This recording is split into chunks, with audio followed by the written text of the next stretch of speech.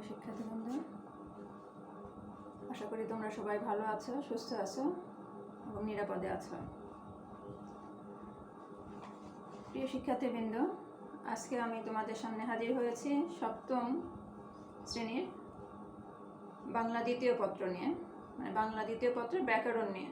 আজকে যে বিষয়টা আমি আসলে তোমাদের পড়াবো সেটা শুধু সপ্তম শ্রেণীর নয়, এটা ষষ্ঠ থেকে দশম শ্রেণীর সব শ্রেণীর ক্ষেত্রে এটা আসলে খুবই গুরুত্বপূর্ণ একটা অধ্যায়। এরপরে ষষ্ঠ, সপ্তম, অষ্টম, নবম, দশম, 11, 12 মানে সব ক্লাসের জন্য আসলে এটা খুব গুরুত্বপূর্ণ এবং পরবর্তীতে তোমরা যখন বিশ্ববিদ্যালয়ে ভর্তি পরীক্ষায় যাবে তখনও কিন্তু এই অধ্যায় থেকে অনেক প্রশ্ন আসে। তাই এই অধ্যায়টা আমাদের জন্য খুবই গুরুত্বপূর্ণ। তো শিক্ষার্থীবৃন্দ, আজকে আমরা আলোচনা করব বাংলা ব্যাকরণের শব্দ। বাংলা ব্যাকরণের শব্দ অধ্যায়টা নিয়ে আলোচনা করব। প্রাথমিকভাবে বা সাধারণভাবে শব্দ বলতে আমরা কি বুঝি? আওয়াজ, যে কোনো আওয়াজটাকে কিন্তু শব্দ বলা হয়। যেমন ধরে যে আমি কথা বলছি, তোমরা শুনতে পাচ্ছ, এটা কিন্তু এক ধরনের শব্দ, আওয়াজ। আবার আমি যদি বোর্ডে এই যে মার্কার দিয়ে বোর্ডে শব্দ করছি, এটা কি হলো? একটা আওয়াজ হলো। তো এই আওয়াজটাও কিন্তু শব্দ। যে কোনো আওয়াজটাই কিন্তু সাধারণ অর্থে শব্দ বলা যায়, যে কোনো আওয়াজকে। কিন্তু আমরা বাংলা ব্যাকরণে যখন শব্দ করব তখন কিন্তু শুধু আওয়াজকে শব্দ বলা যাবে না। বাংলা ব্যাকরণের শব্দটা কি? আমরা একটু সংজ্ঞাটা দেখি। দেখো, আমাদের সংজ্ঞা লেখা আছে।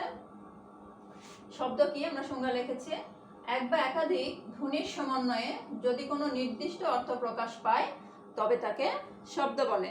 আমরা কি বললাম? যে এক বা একাধিক ধ্বনির সমন্বয়ে বা ধ্বনির মিলনে বা ধ্বনির সম্মিলনে যদি কোনো অর্থ প্রকাশ পায় তখন তাকে শব্দ বলা হয়। যেমন উদাহরণ দিতে পারি আমরা। দেখো, কলম, আমাদের বইয়ে যেটা থাকে, কমন একটা উদাহরণ, খুব প্রচলিত একটা উদাহরণ। কলম, এই তিনটি ধ্বনি আলাদা আলাদা ধ্বনি, কিন্তু এই তিনটি ধ্বনি যখন একত্রে জুড়ে দেওয়া হবে তখন কলম একটা শব্দ গঠিত হবে। কলম শব্দের কিন্তু একটা অর্থ আছে। এভাবে একাধিক ধ্বনি একত্রে মিলিত হয়ে শব্দ গঠন করলো।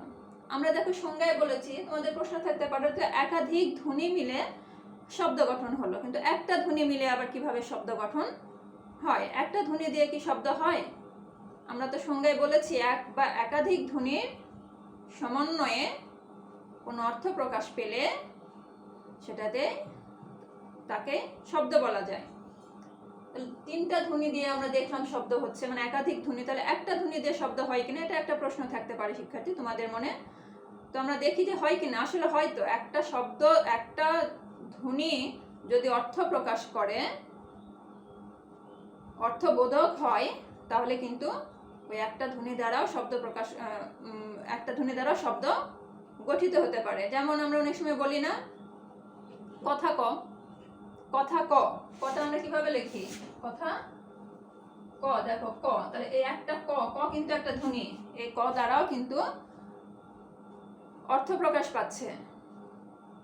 আবার আমরা বলি মানুষ হ, মানুষ হ, এই যে হ, হ কিন্তু একটা ধ্বনি। তাহলে এই ধ্বনিগুলো কিন্তু কোনো ধ্বনির সাথে মিলিত হয়নি। মিলিত না হয়েও নিজে নিজে কিন্তু একটা শব্দ হিসাবে ব্যবহৃত হচ্ছে। তাহলে আমরা কি সংজ্ঞায় কি পেলাম? শব্দের সংজ্ঞাটা আমরা মূলত কি পেলাম? শব্দ, সাধারণ অর্থে শব্দ মানে আমরা পেলাম আওয়াজ।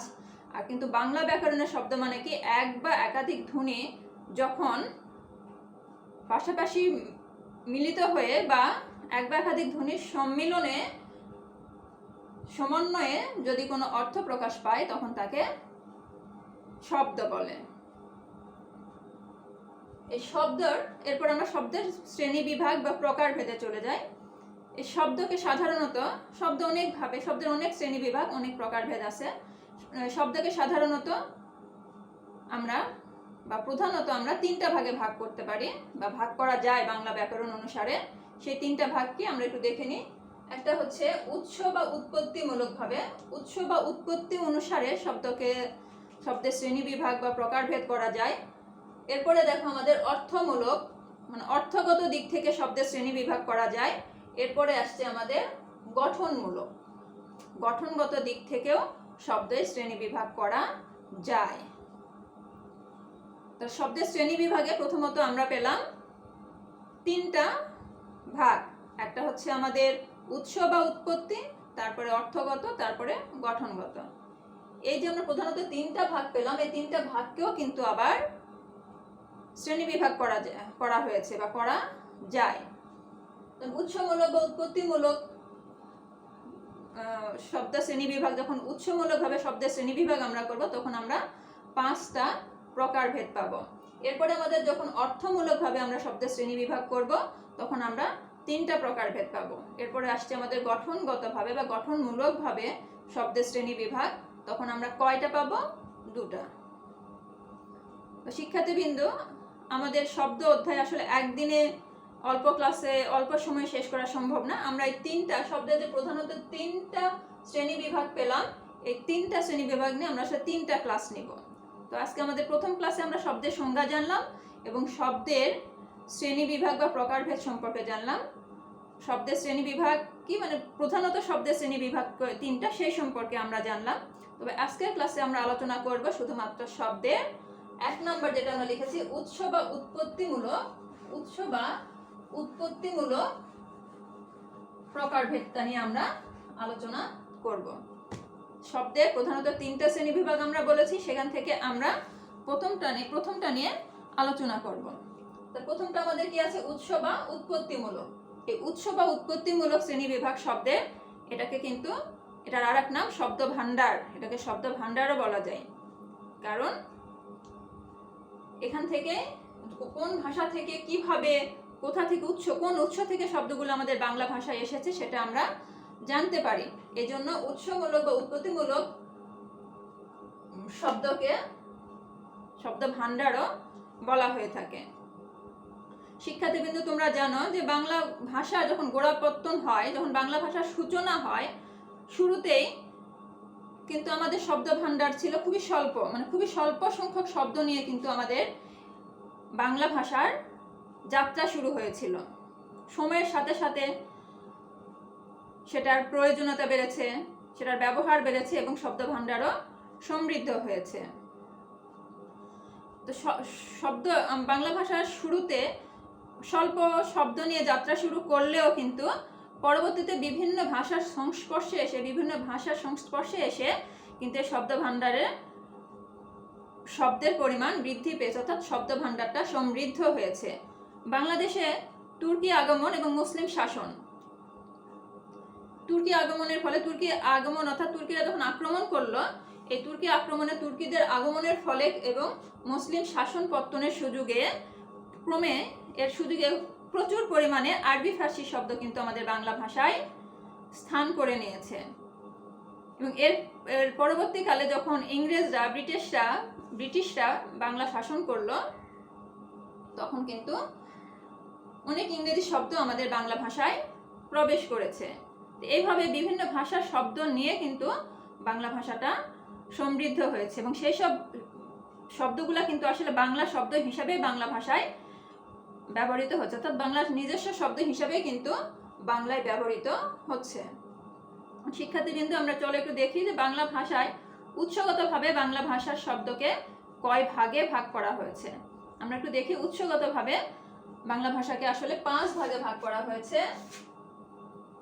1 নম্বরে আছে আমাদের তৎসম শব্দ, 2 নম্বরে অর্ধ তৎসম শব্দ,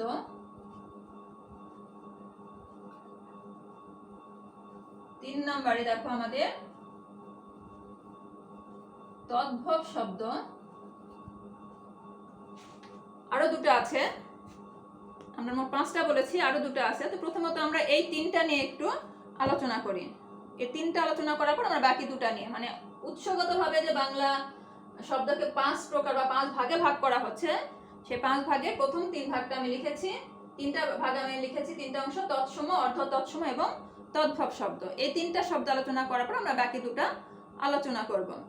এই তৎসম শব্দটা দেখো, তৎসম, তৎ মানে এখানে আছে তৎসম, তৎ মানে আসলে তার, সম মানে সমান, তৎসম মানে হচ্ছে তার সমান। কার সমান? সংস্কৃতের সমান। অর্থাৎ সংস্কৃত থেকে যে শব্দগুলা কোনো রকম পরিবর্তন ছাড়াই বাংলা ভাষায় ব্যবহৃত হচ্ছে সেগুলোকে তৎসম শব্দ বলে। অনেক শব্দ আছে আমাদের এরকম, যেমন হস্ত, মস্তক, গ্রামীণ, ঋণ ইত্যাদি শব্দ। আমরা একটা উদাহরণ লিখে, তৎসম শব্দের একটা উদাহরণ লিখে আমরা গ্রামীণই লিখলাম। তৎসম শব্দ, তৎসম শব্দ তাহলে কি আমরা বললাম শিক্ষার্থীবৃন্দ? যে তার সমান, অর্থাৎ তার মানে সংস্কৃতের সমান। অর্থাৎ সংস্কৃত থেকে যে শব্দগুলা মানে সংস্কৃত ভাষা থেকে যে শব্দগুলা কোনো রকম পরিবর্তন ছাড়াই বাংলা ভাষায় ব্যবহৃত হচ্ছে সেগুলোকে তৎসম শব্দ বলা হচ্ছে। যেমন গ্রামীণ একটা উদাহরণ দিয়েছে, এছাড়া হস্ত, চন্দ্র, অনেক শব্দ আছে এরকম। এরপরে আসছে আমাদের অর্ধ তৎসম শব্দ।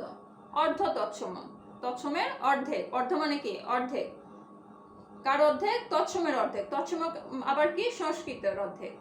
অর্থাৎ তৎসম শব্দটা, অর্ধ তৎসম শব্দটা তৎসম শব্দের অর্ধেক বুঝাচ্ছে। এর মানে বুঝাচ্ছে আসলে যে সংস্কৃত শব্দ থেকে যেই শব্দগুলা কিছুটা পরিবর্তিত হয়ে বাংলা ভাষায় ব্যবহৃত হচ্ছে তাকে বলা হচ্ছে অর্ধ তৎসম শব্দ। মানে তৎসম শব্দে কোনো রকম পরিবর্তন ছাড়াই বাংলায় ব্যবহৃত হচ্ছে, অর্ধ তৎসম শব্দে কিছুটা পরিবর্তিত হয়ে ব্যবহৃত হচ্ছে, এটা অর্ধ তৎসম শব্দ। এটা একটা উদাহরণ লিখে, যেমন আমাদের গ্রামীণ লেখা আছে। গ্রামীণ হচ্ছে আমাদের সংস্কৃত বা তৎসম শব্দ, কোনো রকম পরিবর্তন ছাড়াই। গ্রামীণ শব্দটার সাথে আমরা পরিচিত, আমরা সবাই এই শব্দের সাথে পরিচিত। এই গ্রামীণ থেকে অর্ধ তৎসমে কিন্তু দেখো গ্রাম্য, এটা কিন্তু আসে। গ্রামীণ থেকে কিছুটা পরিবর্তিত হয়ে গ্রাম্য। এভাবে সংস্কৃত শব্দটা কিছুটা পরিবর্তিত হয়ে, আংশিক পরিবর্তিত হয়ে বাংলা ভাষায় যখন ব্যবহৃত হয় তখন সেই শব্দগুলোকে বলা হয়, তখন সেই শব্দগুলো বলা হচ্ছে অর্ধ তৎসম শব্দ।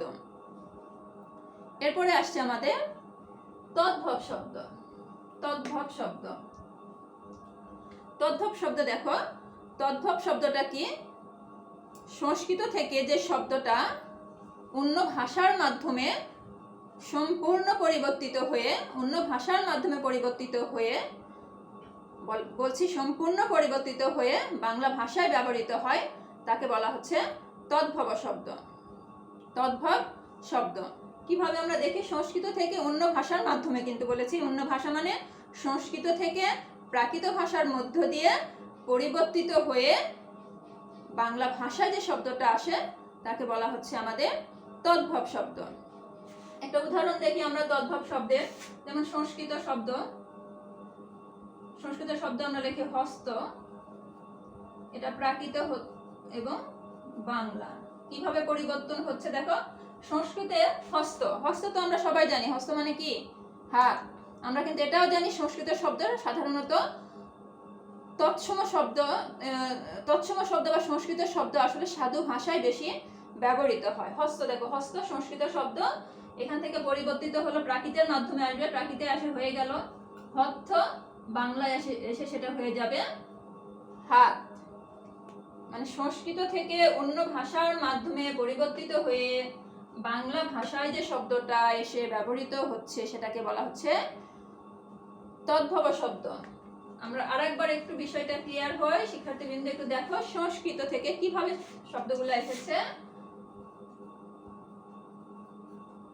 সংস্কৃত, এই সংস্কৃত এখান থেকে সরাসরি যে শব্দটা এসেছে, সরাসরি এসেছে তৎসম শব্দ। সংস্কৃত থেকে যে শব্দগুলা কোনো রকম পরিবর্তন ছাড়া সরাসরি এসে বাংলায় ব্যবহৃত হচ্ছে সেটা হচ্ছে আমাদের তৎসম শব্দ। আর সংস্কৃত থেকে যে শব্দগুলা কিছুটা পরিবর্তিত হয়ে, দেখো সংস্কৃত থেকে কিছুটা পরিবর্তন হলো হয়ে বাংলা ভাষায় ব্যবহৃত হচ্ছে সেগুলোকে বলা হচ্ছে অর্ধ তৎসম শব্দ। এরপর দেখো সংস্কৃত থেকে অন্য ভাষার মাধ্যমে পরিবর্তিত হয়ে বাংলা ভাষায় ব্যবহৃত হচ্ছে সেটা হচ্ছে আমাদের তদ্ভব শব্দ। আশা করছি শিক্ষার্থীবৃন্দ তোমরা এই তিনটা শব্দ, শব্দের তিনটা শ্রেণী, উৎসগতভাবে শব্দের তিনটা শ্রেণী বিভাগ তোমরা বুঝতে পেরেছ। এরপরে আমরা আলোচনা করব শব্দে তিনটা ভাগ। আমরা বলেছি 5 প্রকার, আরো 2 প্রকার কিন্তু আমাদের বাকি আছে। 3 নম্বরে আমাদের দেশি শব্দ, 4 নম্বর বিদেশি শব্দ।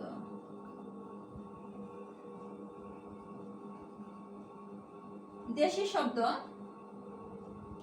অনেকে আসলে দেশি শব্দ কোনগুলো, অনেকে আসলে মনে করে দেশি শব্দটাই হয়তো খাঁটি বাংলা শব্দ। এটা কিন্তু নয়, ঠিক নয় আসলে শিক্ষার্থীবৃন্দ। আসলে খাঁটি বাংলা শব্দ বলতে আমরা তদ্ভব শব্দকেই জানি।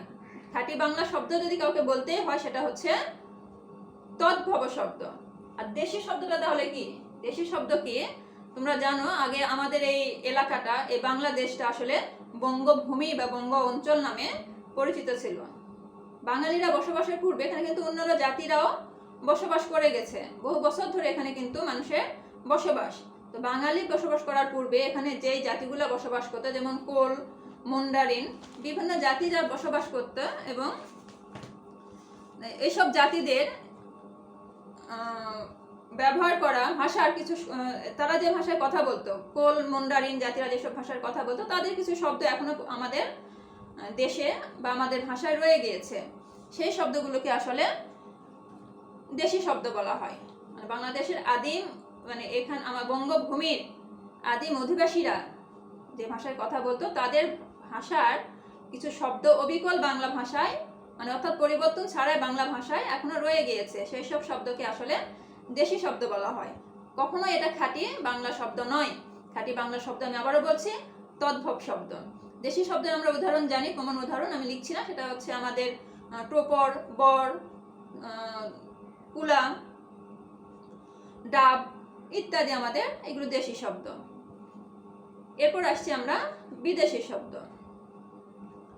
আমরা আগেও বলেছি যে বিভিন্ন সময় দেখো, যখন শব্দ ভান্ডার নিয়ে আলোচনা করেছি, আমরা প্রথমে বলেছি যে উৎসগত দিকটাকে আসলে শব্দ ভান্ডারও বলা যায়। এই দিকটা আসলে নবম দশম শ্রেণীর বইয়ে কিন্তু শব্দ ভান্ডার অংশে আলোচনা করা আছে। এটা মূলত তোমাদের 6-7 ক্লাস আমি নিচ্ছি, ষষ্ঠ সপ্তম শ্রেণীর ক্লাস আমরা নিচ্ছি। তবে এটা ক্লাস 10 পর্যন্ত সব ক্লাসেরই প্রয়োজন আছে। শুরুতেই আমরা বলেছিলাম যে বিভিন্ন সময় বিভিন্নভাবে বিভিন্ন দেশের মানুষ কিন্তু আমাদের দেশে এসেছে। কখনো এসেছে কি করতে? শাসন করতে, কখনো এসেছে ধর্ম প্রচার করতে। এই যে বিভিন্ন সময় বিভিন্নভাবে বিভিন্ন ব্যক্তিরা যখন এই দেশে এসেছে, বসবাস করেছে, তখন তাদের কিছু ভাষা রয়ে গিয়েছে আমাদের মধ্যে। সেই ভাষাগুলোই আসলে, সে ভাষার যে শব্দগুলা, সেটাই আসলে বিদেশি শব্দ। এক কথায় আমরা বলতে পারি তৎসম এবং তদ্ভব বাদে বাকি সবগুলো শব্দকেই আমরা বিদেশি শব্দ বলতে পারি। তাহলে আমরা কি বলছি? যে তৎসম এবং তদ্ভব শব্দ বাদে বাকি সব শব্দগুলোকেই কিন্তু আমরা বিদেশি শব্দ বলতে পারি। আমরা আগেও বলেছি যে আমাদের দেশে তুর্কিদের আগমন হয়েছে, মুসলিম শাসনের পতন ঘটেছে, এরপরে আমাদের ব্রিটিশরা আমাদের শাসন করেছে। এরভাবে কিন্তু আরবি, ফার্সি, ইংরেজি এগুলোর কিন্তু প্রভাব আমাদের ভাষার উপর রয়ে গিয়েছে। তো এইভাবে বিদেশি এগুলোকে আসলে আমরা সেই শব্দগুলা, সে ভাষার যে প্রভাব কিভাবে রয়ে গিয়েছে, কিছু শব্দ আমাদের ভাষা, বাংলা ভাষা শব্দ ভাণ্ডারে যুক্ত হয়েছে, এগুলোকে বিদেশি শব্দ বলা হয়। বিদেশি শব্দের মধ্যে আমরা জানি যে আরবি এবং ফার্সি শব্দটার ব্যবহার বেশি, এবং তার সাথে বর্তমানে ইংরেজি শব্দটার কিন্তু ব্যাপক প্রচলন। দেখো, নামাজ, রোজা, তারপরে যাকাত, হজ, সালাত, এগুলো কিন্তু আসলে বিদেশি শব্দ। আবার আমরা বলি যে স্কুল বলছে, দেখো স্কুল বিদেশি শব্দ, কিন্তু এই শব্দগুলো বিদেশি হলেও কিন্তু আসলে বাংলা ভাষার আসলে নিজস্ব শব্দের মতোই কিন্তু ব্যবহৃত হচ্ছে। স্কুল আমরা কিন্তু কেউ বিদ্যালয় খুব কমই বলি। কলেজ, মহাবিদ্যালয় কয়জন বলে? কলেজ। তারপর টেবিল, চেয়ার, এগুলোর বাংলা আমরা কি ব্যবহার করি? আমরা কিন্তু এগুলোকে টেবিল, চেয়ার, হসপিটাল, ডক্টর, এগুলো পেন্সিল, এই শব্দগুলো কিন্তু আসলে আমরা বাংলার মতো করে ব্যবহার করি। তাই বিদেশি শব্দ হলো এই শব্দগুলো বাংলা ভাষার শব্দ ভাণ্ডারে যুক্ত হয়ে বাংলা ভাষার শব্দ ভাণ্ডারকে সমৃদ্ধ করেছে। আমরা জানি যে ভাষা গতিশীল, পরিবর্তনশীল, তাই সময়ের সাথে সাথে বিভিন্ন ভাষার শব্দ আমাদের শব্দ ভাণ্ডারে যুক্ত হয়ে শব্দ ভাণ্ডারকে সমৃদ্ধ করেছে। তো শিক্ষার্থীবৃন্দ, এই ছিল আজকে আমাদের শব্দের প্রথম যে উৎসগতভাবে শ্রেণী বিভাগ, সেই শ্রেণী বিভাগ নিয়ে আলোচনা। তো আশা করি তোমরা বুঝতে পেরেছো, এবং বই পড়ে তোমরা বাকি বই নিজেরা একবার বই পড়লে আর বিষয়টা হয়তো যারা বুঝতে পারোনি আরো ক্লিয়ার হবে। তো পরবর্তী ক্লাসে তোমাদের সাথে আমি আলোচনা করব বাংলা ভাষার আরো যেই দুইটা প্রধান শ্রেণী বিভাগ আছে, একটা হচ্ছে অর্থগত, একটা গঠনগত দিক, এই দুটো বিষয় নিয়ে। সে পর্যন্ত তোমরা সবাই ভালো থাকবে। আল্লাহ হাফেজ।